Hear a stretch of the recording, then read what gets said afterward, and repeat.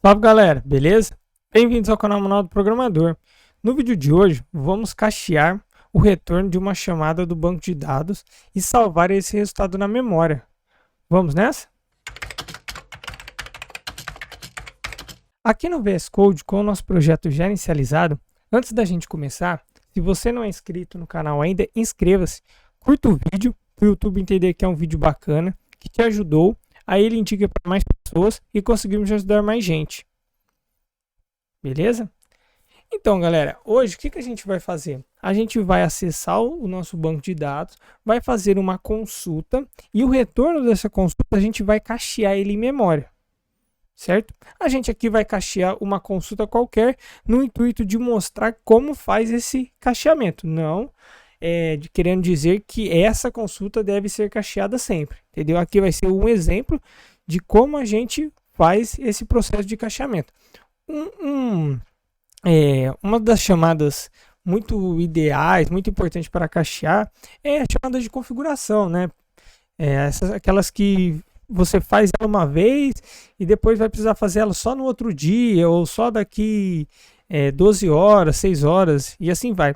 E o detalhe importante é que quando você cacheia algum dado na memória, você consegue falar o time, né? Quantos minutos você quer que aquele dado fique na memória até ele ser apagado. Ele vai ser apagado automaticamente, ele vai expirar, né? Vai vencer. Aí ele vai deletar e a próxima vez que você chamar esse dado, ele não vai existir na memória e você vai cachear ele novamente. Você vai buscar ele no repositório, no nosso caso aqui é o banco de dados, vai trazer ele e vai salvar para a memória. Aqui mais uma vez, aqui o exemplo que a gente está mostrando é vai buscar o dado do banco e vai cachear esse dado do banco, certo? Mas também você pode buscar o dado de outro lugar e cachear na memória, né? A partir do momento que você já tem essa informação via JSON, você pode salvar na memória da forma que você quiser, da onde ela vem, isso não importa a origem dela, né? Se dizendo assim, beleza? Certo. Então aqui está a nossa solução, né? Nossa solution. Aí a gente vai vir aqui no nosso projeto, a gente está usando o .NET 9 e aqui vou mostrar para vocês alguns pacotes que a gente está utilizando.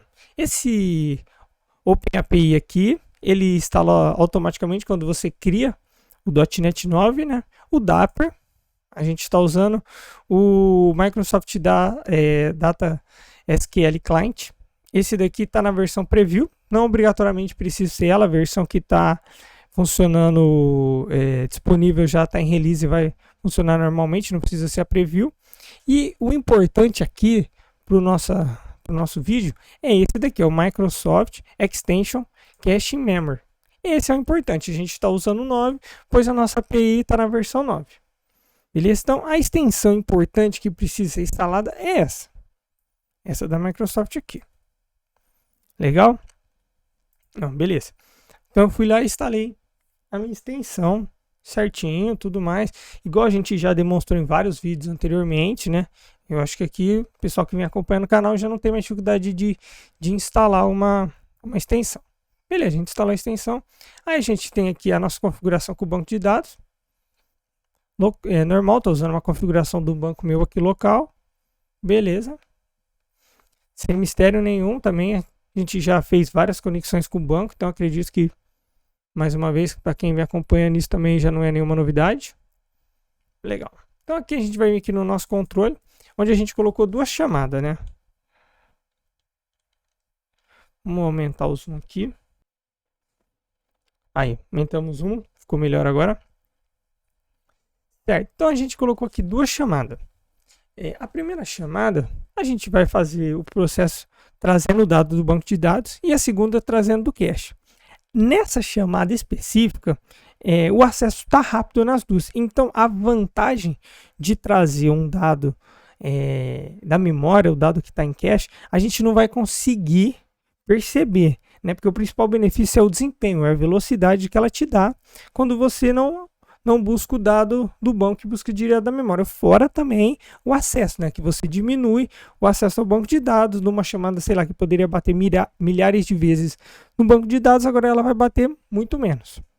Então, essa principal vantagem dela, que é esse acesso, a gente vai conseguir obter, que não vai mais bater no banco. Mas o desempenho, que é um outro grande vantagem dela, a gente não vai conseguir demonstrar aqui, porque a nossa chamada com o banco aqui também está muito rápida. Então a gente não vai ter esse problema. A gente teria que ter uma chamada assim, que a chamada em si é lenta para mostrar esse principal benefício do desempenho. Mas isso daí é só mais uma vantagem, né? A pessoa que vai utilizando no dia a dia aqui vai ver que além desse do desempenho, esse do acesso é muito importante também. Então, beleza. Aqui tá as nossas duas chamadas. Então, vou acessar o método aqui.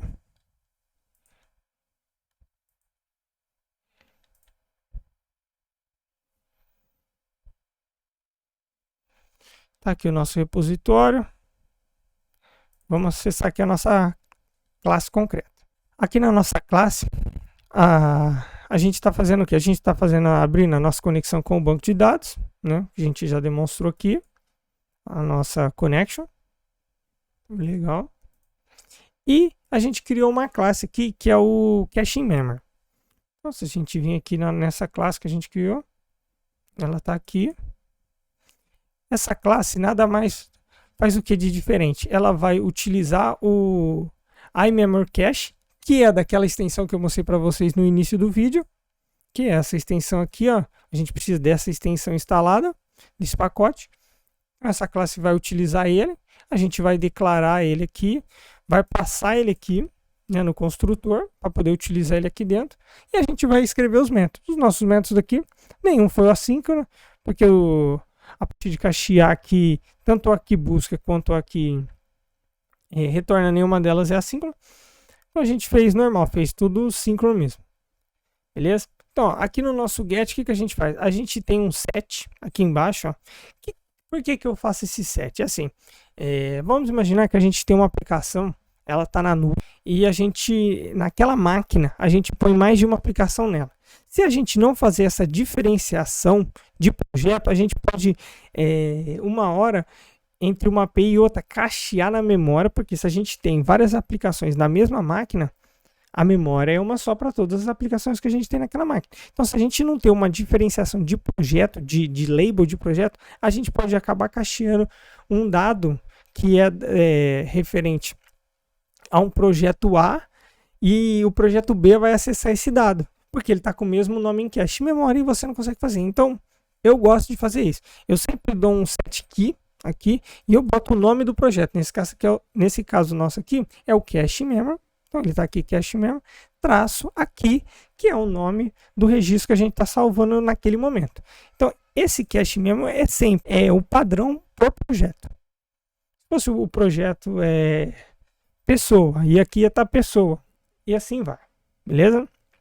Então, eu gosto de fazer isso, que cada um faz o que quer, né? E isso eu falo um projeto em nuvem, onde tem várias aplicações naquela mesma máquina. Beleza. Legal aqui. Então aqui tem o nosso get. O nosso get a gente vai chamar o nosso set key, que vai retornar o nosso key. E a gente vai tentar buscar o valor. Se ele não encontrar nada, ele vai retornar um valor nulo.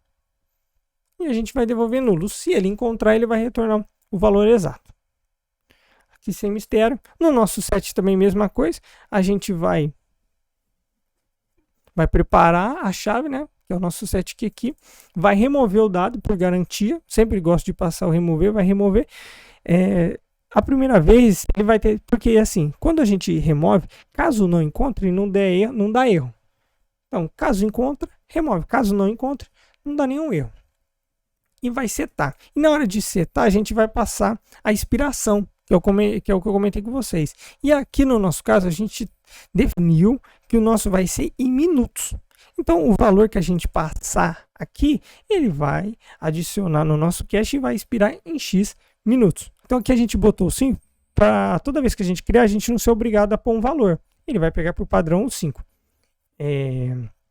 Caso a gente queira um valor diferente de 5 minutos, a gente vem aqui e informa esse valor. Legal? Então, aqui a gente define o minutos.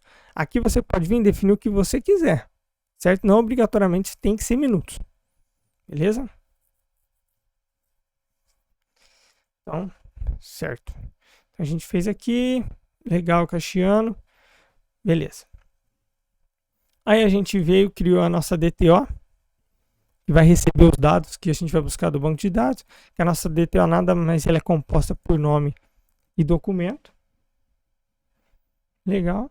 Aí a gente tem aqui a nossa person repositor, que é a classe que a gente estava, né, que é onde a gente entrou para ver o nosso cacheamento em memória.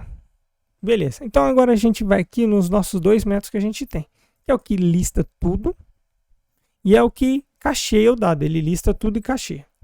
A diferença deles, qual seria? Esse primeiro aqui a gente vai conectar com o banco, abrir a conexão e retornar o retorno que vem do banco.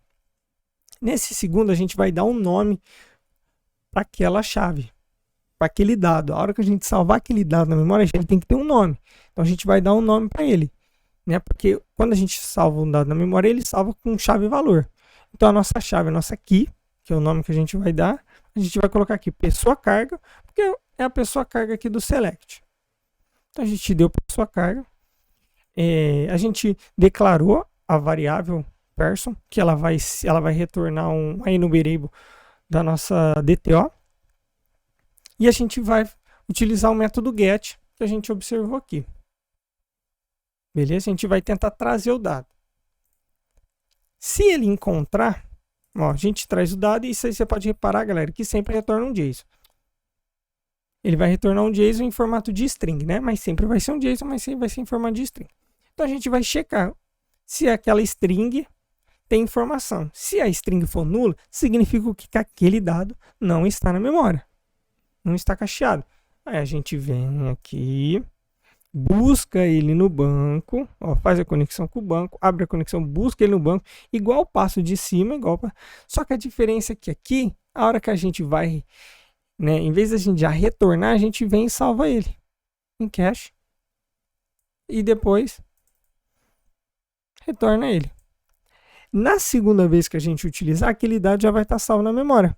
Então o que a gente vem, o que ele vai fazer? Ele vai vir aqui, vai buscar, vai encontrar, e em vez dele bater no banco, ele já vai retornar o que ele encontrou, vai serializar o JSON e retornar. Então essa é a diferença, é esse passo a mais. Quando a gente busca o dado no local que a gente quer, a gente cacheia, para na próxima vez que buscar, a gente já não precisa bater naquele repositório, a gente já vai ter ele na memória e só vai devolver. Beleza? Então, feito tudo isso daí, feito o nosso controle, antes da gente fazer o build, a gente precisa registrar algumas coisas, né? A gente vai precisar primeiro registrar tanto a nossa person repositório, né? A interface e a classe concreta, tanto dela quanto do iCache Memory, que é o nosso serviço que a gente criou aqui. Então a gente vai precisar registrar esses dois, que é o que a gente está fazendo aqui, né? Beleza?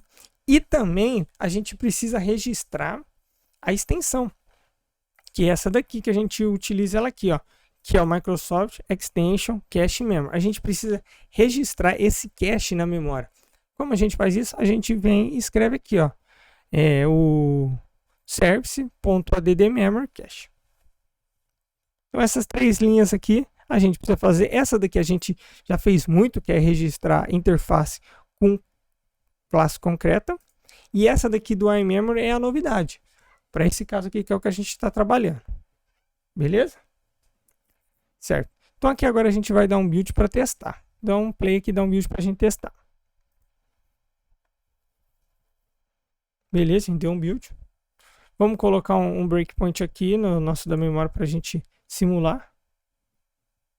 Vamos minimizar aqui, abrir o navegador. Vamos digitar lá o do localhost que ele estava procurando, ó, já com o Swagger. Beleza, está aqui. Então a gente vai fazer a primeira chamada, que é acessando o banco. Ó, retornou o dado certinho e agora a gente vai fazer a do cache. Então a gente vai executar a nossa do cache aqui. Opa, parou aqui no nosso break. Ó, a gente parou aqui. A gente vai dar um F10 para ver. Passou, né, nossa aqui. Vai buscar na memória aquele dado. Ó, não encontrou. Lembra que eu falei a primeira vez não encontra. Então ele não encontrou, vai abrir a conexão, vai buscar no banco, ó. Encontrou no banco, cacheou, retornou o dado. Beleza, cacheou, retornou o dado. Agora, na segunda vez, se a gente voltar aqui e fazer novamente, ó, retornou o dado certinho. Na segunda vez, a hora que a gente for de novo, aumentar de novo, ó, ele vai vir, vai buscar na memória, encontrou. Então agora ele não vai mais no banco, ele já encontrou esse cache na memória. Ele encontrou, ele vai vir aqui, vai deserializar e devolver.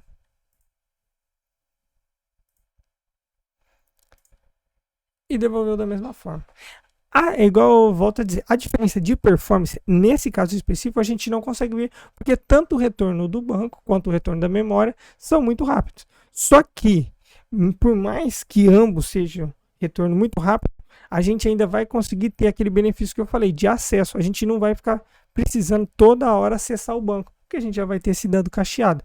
Isso também, quando você tem uma informação que ela é repetitiva, e você acessa muitas vezes ela, e o retorno é sempre o mesmo, compensa muito cachear, porque você diminui o acesso a esse local, liberando o banco, no caso, que a gente está se referindo aqui, para acesso de outras chamadas que têm retornos variáveis, né? Diferente desse que a gente está testando, que poderia ser um que retorna sempre a mesma coisa. Beleza? Então isso é importante também, essa parte do acesso.